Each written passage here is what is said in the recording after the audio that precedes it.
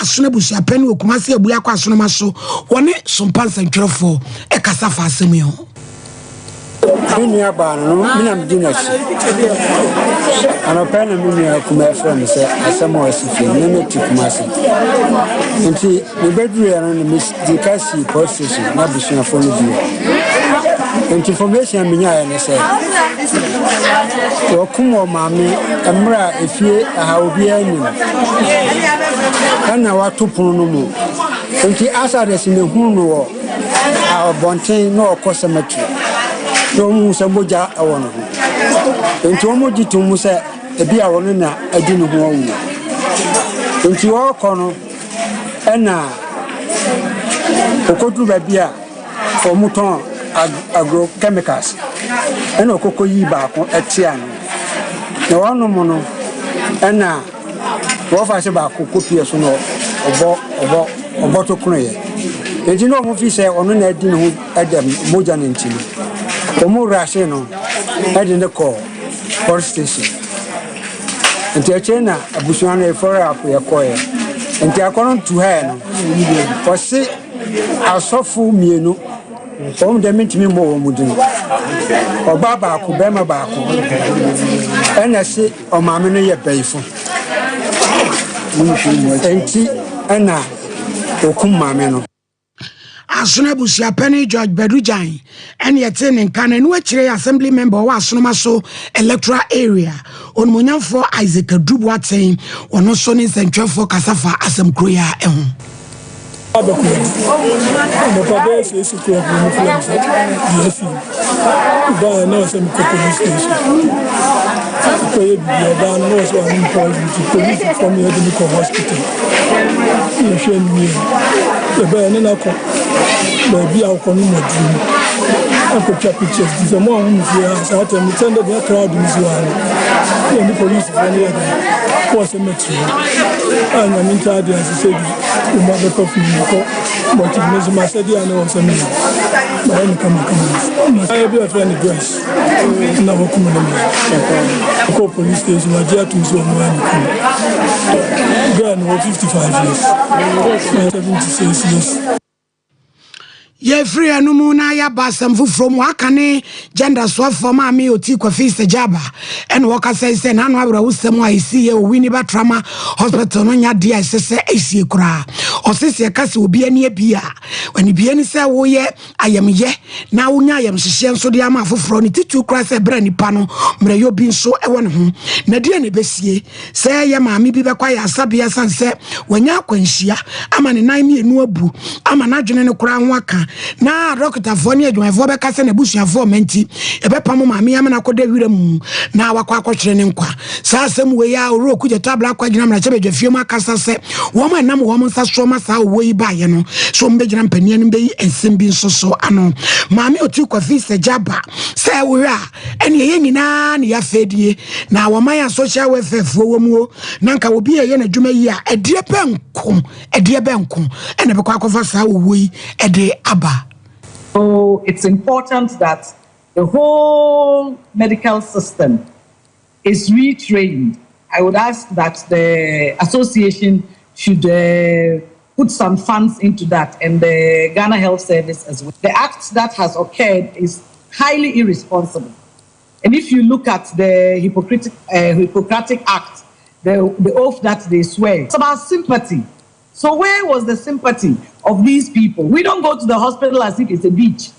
You go there because you are in need, you are ill, or a loved one or a friend or somebody is not well. And so it's incumbent on the system to protect everybody who goes there who is not well. And also the sensitization amongst our people that we are each other's keeper. And so if Akosua is lying in the bush, Akosua could be your mother.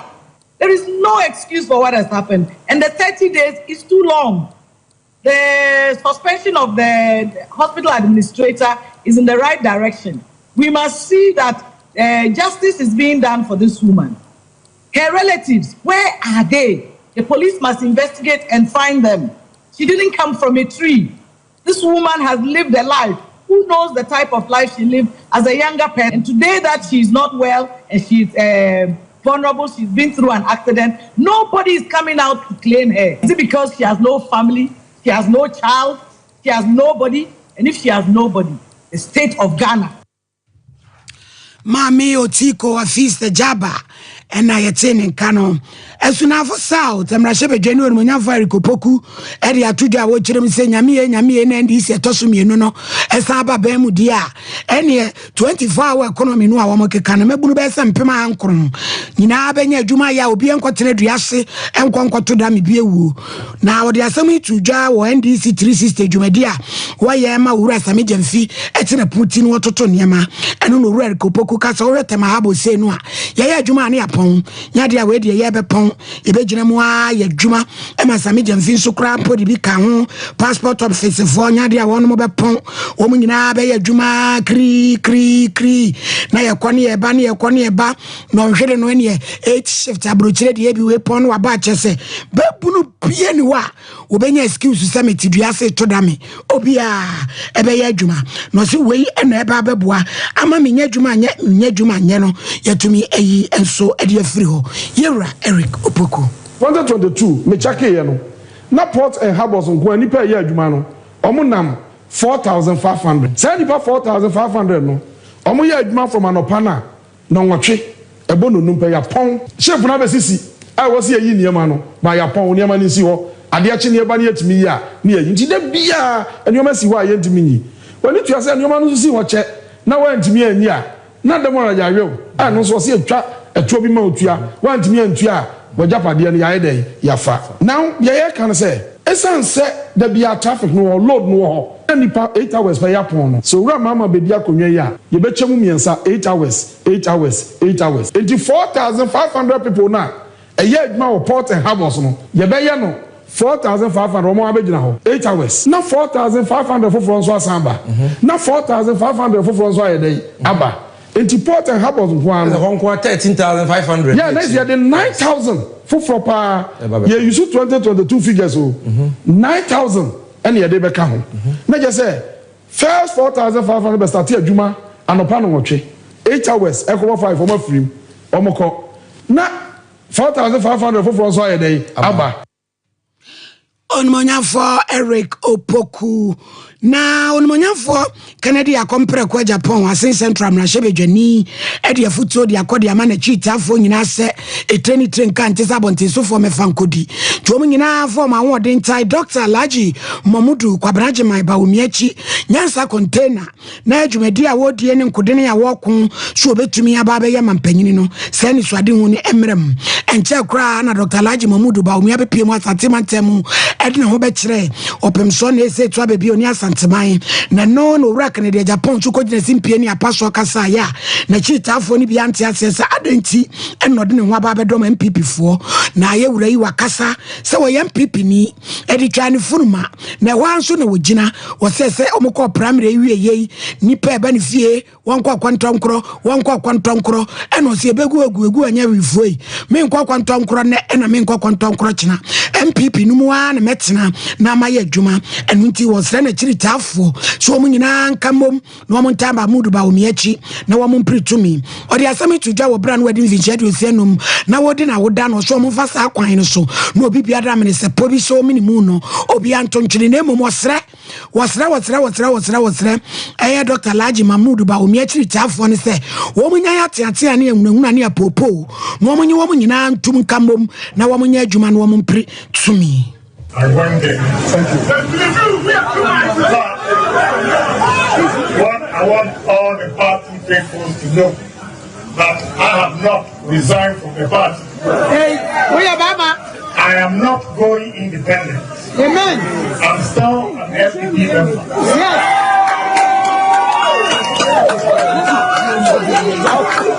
And you know, once I'm a party member, no matter what you do during the crisis, I think we are all party people, and it should be best for all of us to come together. So I'm pleading with my supporters. Let's use our birthday to reconcile. Amen. I'm also appealing to Vice President supporters. I know they are intimidating my supporters. Yes. If they want us to come together and unite